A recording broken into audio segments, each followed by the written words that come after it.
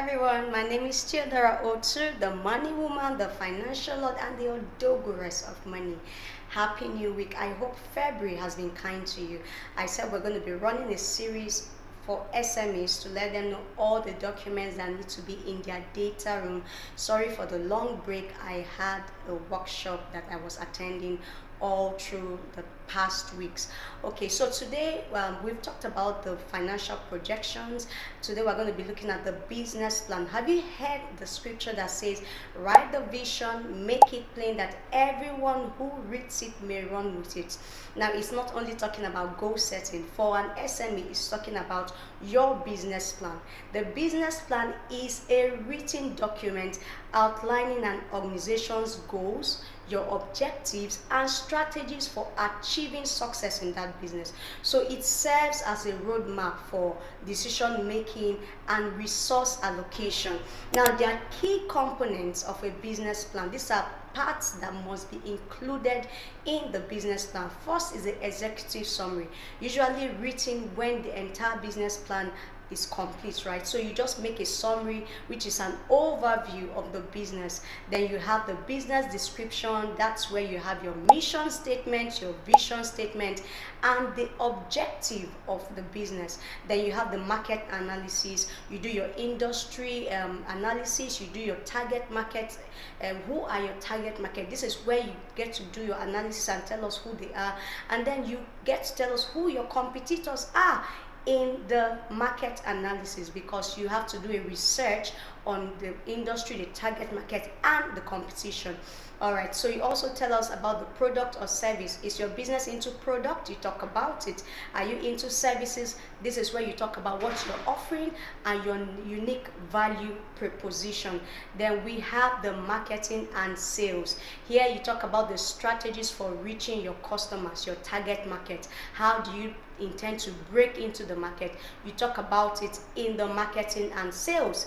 You also have the operations, where you talk about the management structure, the logistics, and how you intend to run the business generally. So this comes under the operations. We also have the financial projections. Remember that the financial projection is a document that stands on its own, right? But it needs to come into the business plan, because when an investor asks for the business plan, they want to see everything in it. So now you're not putting the whole detailed financial projection in the business plan. You're just putting a summary of the financial projection in the business plan. And it's important to note that your financials must align across all the different documents that you're going to have. So don't have a particular figure in the financial projections and have a different figure in the business plan.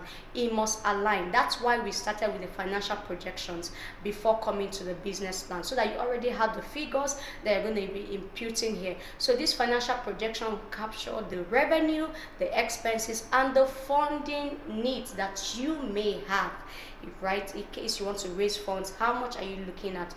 This is talked about under the component of financial projection. And then we have the management team that talks about the key team members and their roles and responsibility. They need to be aligned from the very beginning. These are the important components that are found in a business plan. There are other parts, but these are the major parts. All right, so what's the importance of a business plan? One of the first things you need to know about the business plan is that it brings clarity. It clarifies your ideas, right? As an entrepreneur, you need to know what you're doing. It clarifies your ideas. It helps you to it helps you to identify the opportunities you have. By the time you have done your research, your market analysis, your competitive analysis, and all that, you now know what your unique value proposition will be from your research. So it brings clarity to your business idea, and it helps you identify opportunities. It also helps with securing funding or investment, right? Every investor, every financial institution will always ask for your business plan. it helps them see where you're going to, that you know what you're doing exactly. And then it helps guide growth and decision making. So you have this document, you also always refer back to it. This can be likened to the Bible of an SME. This is your own Bible, so you refer to it in the beginning. This is what you said wanted to do. Are we doing it? So it helps you to guide your growth, your decision making, and measure your performance and progress. These are some of the importance of a business plan. But when it comes to really investing, is business plan the document that really is the most important?